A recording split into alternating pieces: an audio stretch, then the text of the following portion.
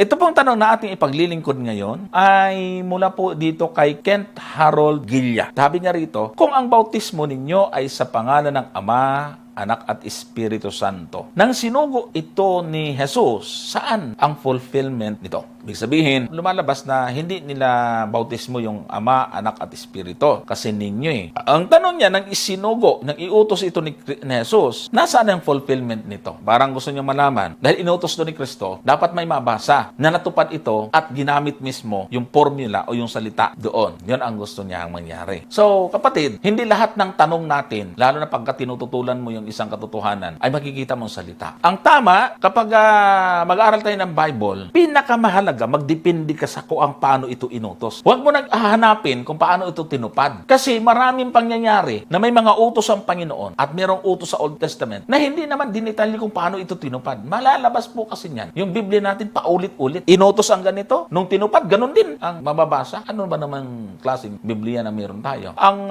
mahalaga ay yung utos. Kasi ang fulfillment ng utos, minsan hindi ito na isusulat na itatala. Kung paano ito inutos, ay yun ang ating pahalagahan. Halimbawa, tungkol sa baptism na tinatanong ninyo, maalinaw ang pagkautos doon sa Mateo 28:19. Dahil dito, magsiyaon nga kayo at gawin ninyong alagad ang lahat ng mga bansa na sila inyong bautismuhan sa pangalan ng Ama at ng Anak at ng Espiritu Santo. So, ito, sigurado itong tinupad ng mga alagad dahil sa verse 20, ang nakasulat na ituro ninyo sa kanila na kanilang ganapin ang lahat ng mga bagay na inutos ko sa inyo at narito ako'y sumasa inyong palagi hanggang sa katapusan ng sanglibutan. Walang question, hindi ho mali itong nasa verse 19. Hindi pwede natin sabihin mali yan. Kung hindi mali yan at naintindihan niya ng mga alagad, sigurado tayong tinupad yan. Kasi sa verse 20, mahigpit na pinagbilin. Kung anong inuutos niya, dapat to pa rin. So, nang sabihin ng Panginoon, bautismohan niyo sa pangalan ng Ama, Anak at Espiritu Santo at idinugtong na ituro sa kanilang ganapin lahat ng inuutos ko sa inyo, hindi po pwedeng hindi natupad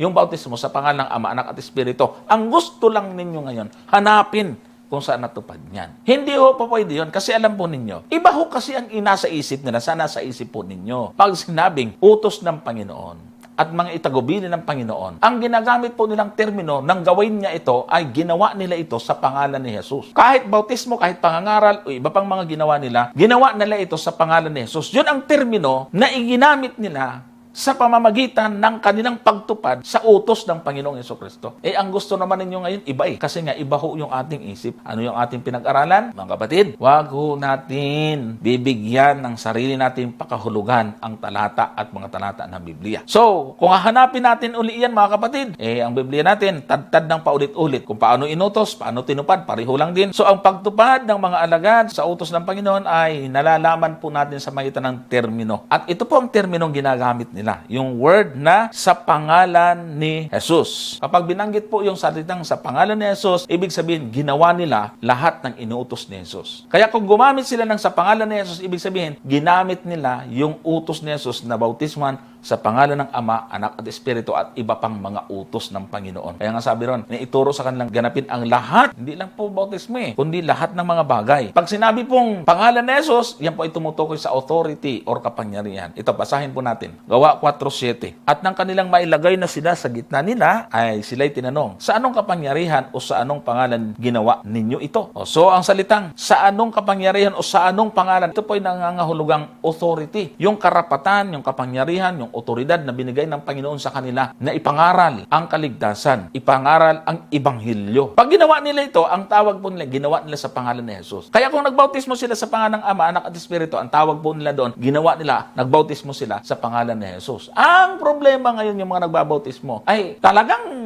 yun ang inusal. Hindi naman tama ho yun, mga kapatid. Kasi ang fulfillment niyan, sinunod nila yung utos. Kaya lang ang termino nila, hindi na sa pamagitan ng utos, kundi kung paano nila naunawaan ang utos ng Panginoon. Ganon yun, mga kapatid at mga kaibigan. Ito pa, sa 1:8 ng Gawa, bakit ginagamit yun sa pangalan ni Jesus? Kasi, sabi po rito, datapat tatanggapin ninyo ang kapangyarihan pagdating sa inyo ng Espiritu Santo at kayo magiging mga saksi ko sa Jerusalem at buong Judea at Samaria at hanggang sa kahuli-huling hangganan ng lupa.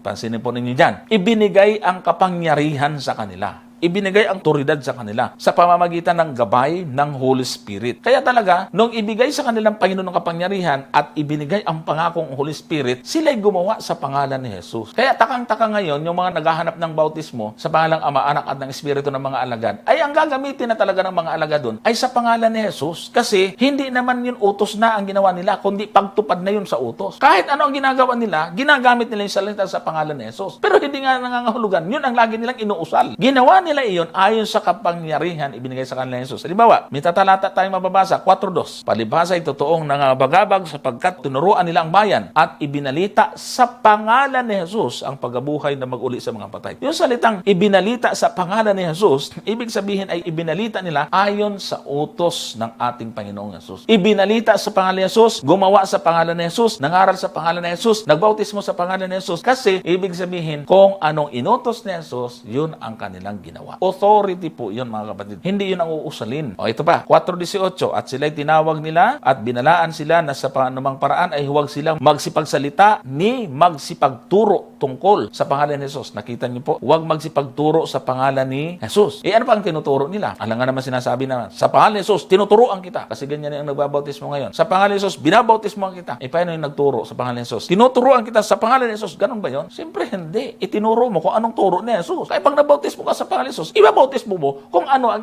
tinuro ni Jesus. Yun po ang tamang pag-aaral, mga kapatid. Kaya mali yung uusalin nyo sa bautismo yun. Mga kapatid, mali.